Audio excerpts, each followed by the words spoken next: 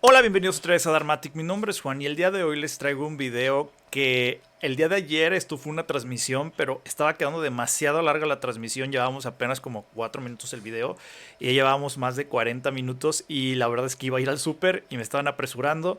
Así que dije, bueno, voy a cortar aquí la transmisión y luego voy a hacer un video bien estructurado hablando de estos puntos. Yo les decía que no soy tan fan de hacer este tipo de videos porque de cierta manera hace que lleguen seguidores de los otros canales y luego lleguen y pues expresen aquí su odio. Sin embargo, pues muchos de ustedes me lo estuvieron mandando y un miembro en específico sí me mencionó que para él era importante que sí se tocara estos temas primero porque en otros lugares o canales budistas no suelen hacer este tipo de prácticas donde tratan de analizar posturas explícitamente donde se malinforma, se le malentiende el budismo. Y la otra era que pues evidentemente si no había digamos, una respuesta a este tipo de información, pues la gente, si de por sí ya contamos con mucha mala información del budismo, pues iba a haber otro video más con más mala información del budismo. Así que lo decidí hacer y dije, bueno, vamos a hacerlo. Así que hoy les traigo este análisis del live, de la transmisión que hicimos ayer, que tuve que cortar porque estaba quedando muy largo el análisis. Así que decidí agarrar mi cuaderno, empezar a apuntar punto por punto en cada una de las partes del video para agarrar argumentos que menciona esta persona y la dueña del canal y posteriormente hacer un análisis de qué realmente es verdadero con el budismo y qué realmente es una mala interpretación eh, fragante hacia el budismo, ¿no? Así que vamos a comenzar este análisis. Bueno, vamos a comenzar primero analizando quién es la persona que sale en el video, en el video que Mariam, quien es la dueña del canal, ella está viendo un video en donde hay dos personas, una es un budista aparentemente y la otra es una persona cristiana que está argumentando y que está llevando la conversación. Así que me di la tarea de investigar, bueno, ¿quién es esta persona? Él es Cliff Klichny, no sé cómo se diga, pero él es un pastor y apologista evangélico, es pastor principal del Grace Community Church en New Canaan, en Connecticut, desde el 2001 y también fundó el ministerio de Give Me an Answer. En cuanto lo investigué, empecé a ver que tenía bastantes críticas, tanto internas de las comunidades cristianas como externas. Así que me llamó mucho la atención y las traje a colación para que nos dé una idea. Bueno, ¿quién es esta persona que está argumentando? Y básicamente las críticas que le hacen desde las comunidades internas cristianas es una simplicidad excesiva. Dicen que se le acusa de formular demasiado, con fórmulas demasiado ilustrativas o simplistas cuando enfrenta argumentos complejos, sacrificando la profundidad por la claridad, falta de solidez teológica en detalles. Algunos opinan que no siempre profundiza en temas como predestinación o diferencias entre protestantismo y catolicismo, quedando en la superficie. En cuanto a las críticas externas, algunas dicen que es una actitud intimidante y agresiva, enfoque retórico sobre sustancia, discursos simplistas y falaces, manipulación selectiva de datos bíblicos y falta de rigor lógico y matemático. Esto es básicamente algunas de las críticas que se le hacen a esta persona, que se ve en el video y que entabla una aparente conversación. Ahorita vamos a analizar si de esto le podemos llamar una conversación con una persona que se define a sí misma como budista. Así que vamos a empezar. Lo que hice es extraer algunas frases que él menciona para ver qué tipo de argumento nos está dando y dónde está el problema con su afirmación. Así que vamos a analizarlo. Primero que nada, les quiero pedir una disculpa porque no es tan preciso el tiempo que les pongo ahí en el video. La verdad es que ahí sí se me patinó y intenté poner los intervalos conforme pasaba rápido el video, así que es impreciso la parte del tiempo, pero lo que importa pues es el contenido. Así que vamos a analizar esta primera. Encontramos una falsa dicotomía entre la salvación por gracia versus mérito. Esta persona menciona, cada religión dice, pon tu vida en orden y sé digno de salvación. Y Jesucristo dice, nunca serás digno de salvación porque has pecado.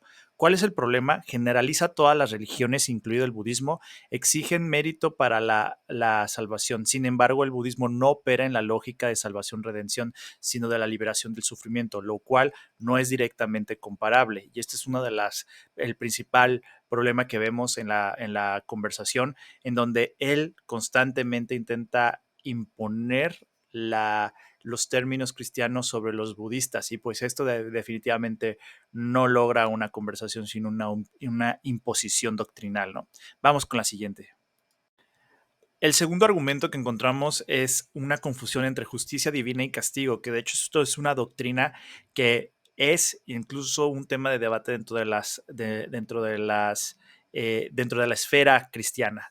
Y dice, si rechazo a Cristo, seré juzgado por Dios por lo que he hecho mal e iré al infierno. ¿Cuál es el problema? Presenta al infierno como una consecuencia automática del juicio divino sin explorar críticas internas al cristianismo sobre la proporcionalidad del castigo eterno.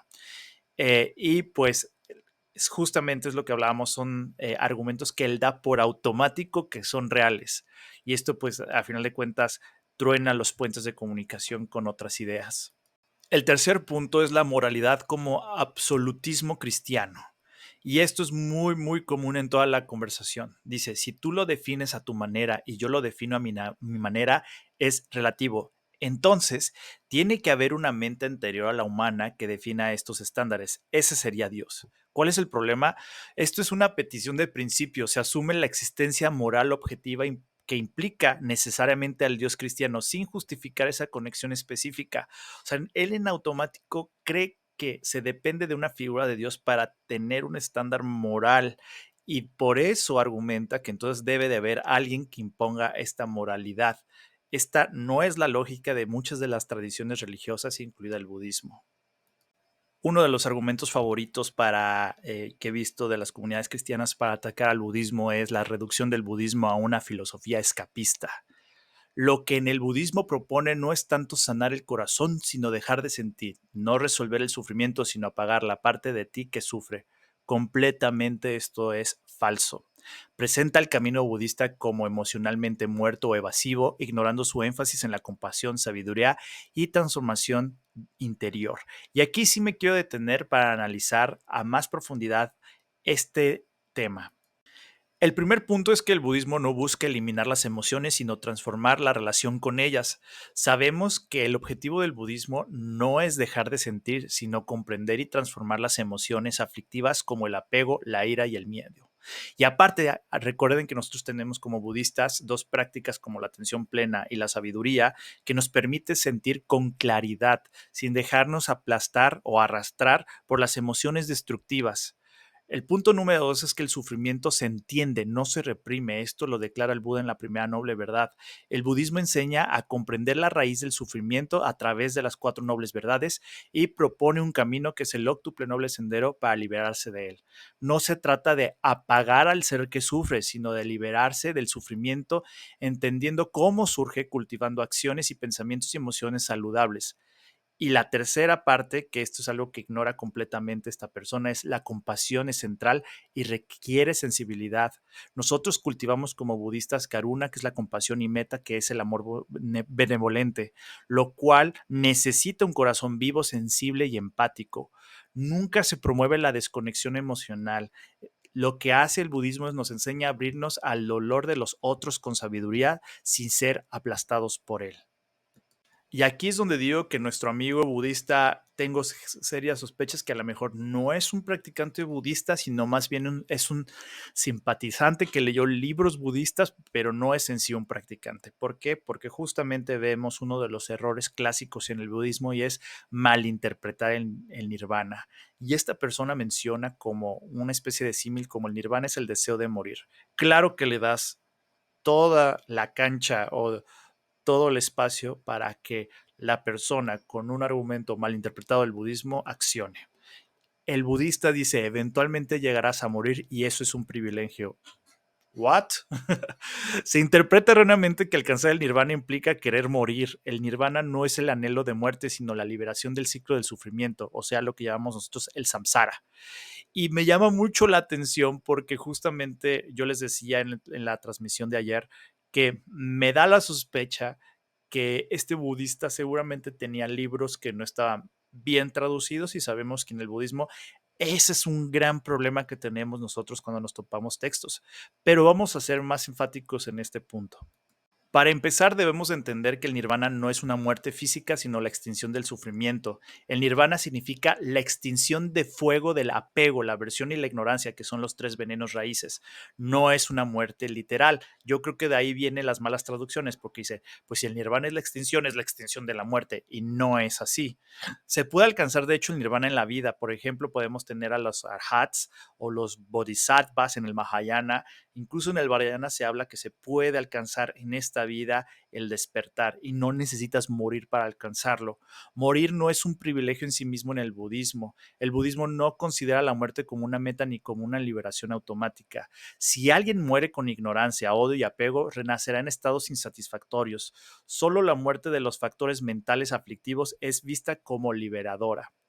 Y el privilegio no es morir, sino despertar nuevamente. Lo que estamos viendo como valor es despertar del ciclo de la ignorancia y sufrimiento, no el dejarnos morir.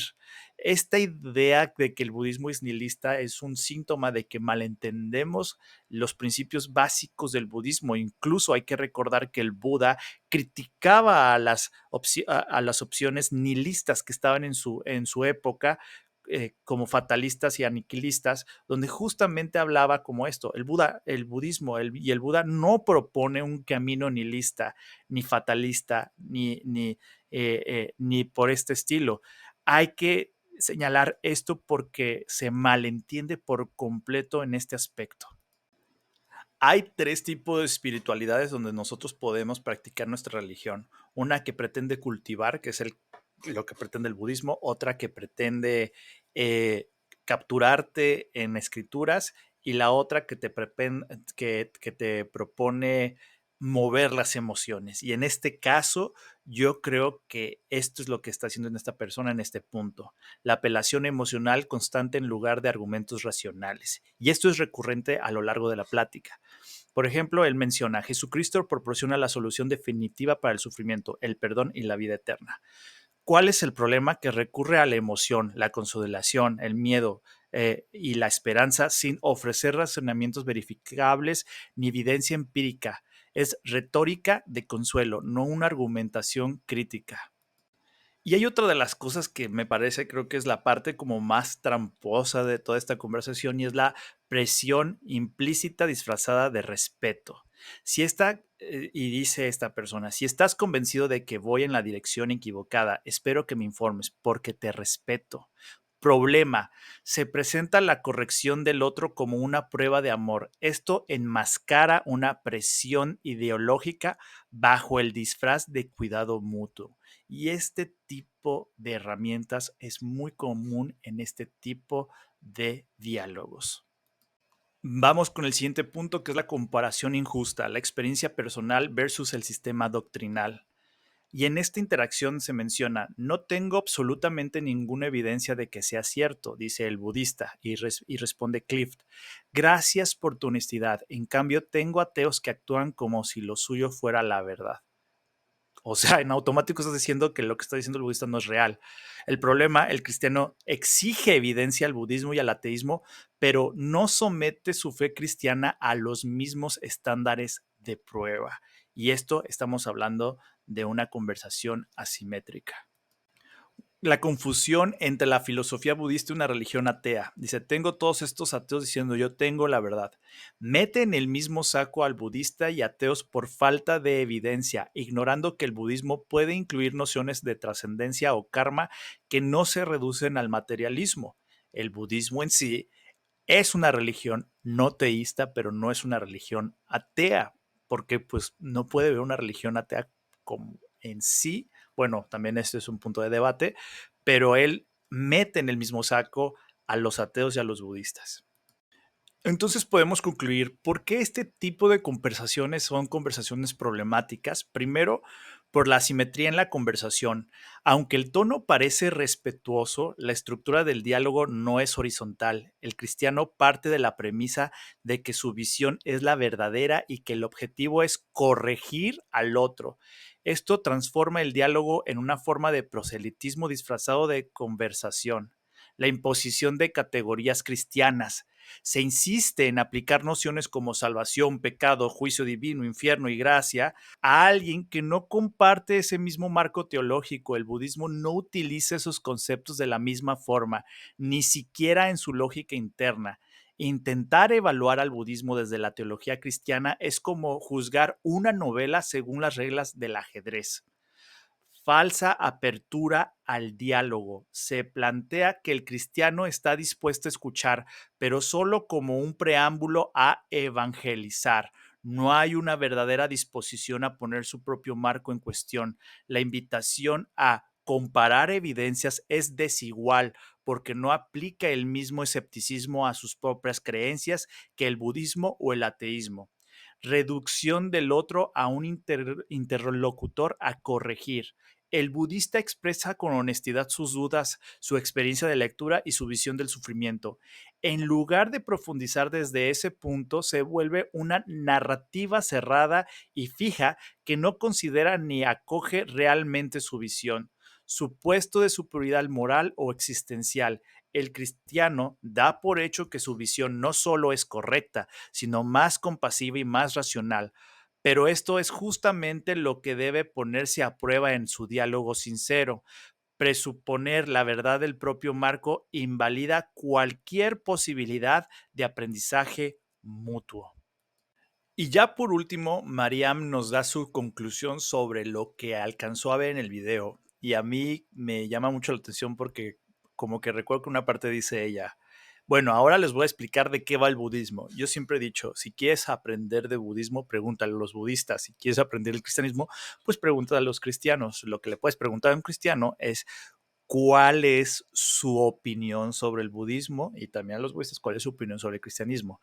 Pero ponerles a explicar la otra religión, la verdad es que sabemos que tenemos el riesgo de que intenten meter su agenda. Y en este caso, Mariam cae en eso. Vamos a ver qué es lo que menciona Mariam sobre que nos va a explicar el budismo con estos argumentos y vamos a refutarla. Primero dice Marian, el budismo no propone sanar el corazón, sino dejar de sentir. Eso es completamente falso. El budismo no propone dejar de sentir, proclama el cultivo de las emociones saludables como la compasión, la alegría empática y el amor benevolente. Estos son pilares de la práctica. El desapego no es insensibilidad, sino liberarse de los condicionamientos que genera el sufrimiento, como la obsesión, la aversión y la ignorancia. Buda dijo claramente que la práctica era para el cese del sufrimiento, no para apagar la vida emocional. Esto lo dice el Buda en su primer sermón. Vamos con el siguiente error. El budismo busca apagar la parte de ti que sufre. Completamente esto es falso. El budismo no busca anular la identidad personal como un castigo, sino trascender al sufrimiento, al comprender su origen y soltar el apego que lo perpetúa. Las enseñanzas del Buda sobre el yo no implican la autoaniquilación, sino liberarse del ego ilusorio que causa conflicto y avidez. Siguiente error. El budismo solo propone cambiar tu relación con el mundo, no el mundo mismo. También esto es falso. El Buda no enseñó una renuncia pasiva, enseñó ética activa, compasión y transformación personal para mejorar el mundo y aliviar el sufrimiento de todos los seres. Los preceptos, la generosidad y los votos del Bodhisattva en el Mahayana implican la acción directa para aliviar el sufrimiento del mundo, no es evasivo. Siguiente error. El nirvana es una extinción del yo, una calma total, libre de todo anhelo. El nirvana no es una anestesia emocional, es un estado de lucidez, libertad y amor condicional, sin los grilletes del deseo egoico y el odio. Buda describió el nirvana como lo no condicionado, lo seguro, lo sublime y lo pacífico. No es apagamiento, sino despertar. Siguiente error. El budismo niega que el dolor sea real. Falso. El budismo reconoce plenamente el dolor dukkha como parte de la existencia. Su primera noble verdad lo afirma con claridad. La diferencia es que no lo absolutiza. Enseña que es posible liberarse del sufrimiento mediante el entendimiento. No lo niega, lo confronta con sabiduría. El cristianismo transforma el corazón, el budismo lo apaga. Falso. La transformación del corazón es central en el budismo. Las prácticas de samadhi, paña, buscan transformar la mente en un espacio de compasión y claridad. Los meditadores budistas desarrollan un corazón más sensible, más abierto y más libre, no apagado. Desgraciadamente, en conclusión de este abordaje que nos da Mariam, Mariam ha presentado una caricatura del budismo basada en malentendidos comunes. Sus argumentos parten de una interpretación simplista del desapego, del nirvana y de la relación budista con el sufrimiento. Lejos de negar la vida emocional, el budismo enseña a purificarla y a liberarla, cultivando una sabiduría compasiva profundamente transformadora.